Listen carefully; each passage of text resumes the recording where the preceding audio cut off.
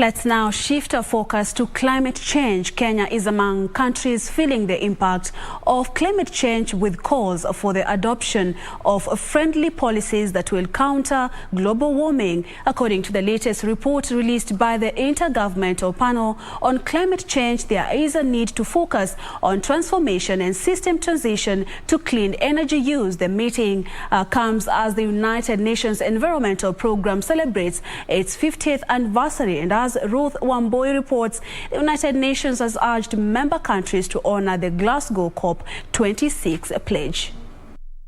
The report by Working Group 3 assesses economic and non-economic losses and damages that have been witnessed in the wake of global warming. And if we think about a world of 2 degrees of global warming, then we know that under those conditions, even areas where we are capable of growing staple crops now will become unavailable for cultivation. According to UN Secretary General Antonio Guterres, fossil fuel reliance continues to accelerate global emissions, and a shift to renewable energy should be non-negotiable. Today's IPCC report is a necklace of human suffering and a damning indictment of failed climate leadership.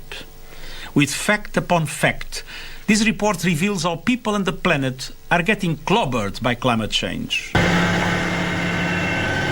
The Secretary General says only 20 countries have so far agreed to support the stop of coal mining, with scientists calling for the world to cut emissions by 45% by 2030. Nearly half of humanity is living in the danger zone now. Many ecosystems are at the point of no return now. The world's biggest polluters are guilty of arson on our only home. It is essentially to meet the goal of limiting global temperature rise to 1.5 degrees. The World Meteorological Organization says more than 4 people in every 10 people in the world live in very highly vulnerable areas of climate change.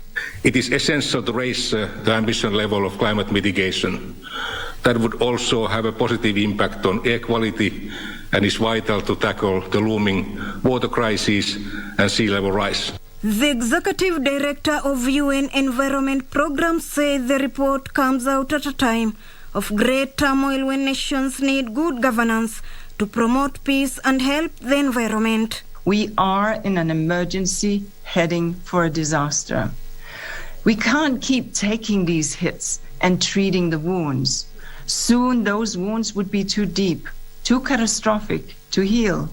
We need to soften and slow the blows by cutting greenhouse gas emissions. Humanity has been treating nature like an enemy, the reason for the global warming that is being witnessed in the planet. But there is still hope if the world can unite and let nature take its course. Reporting for Prime Edition from the county of Nairobi, I'm Ruth Wamboi.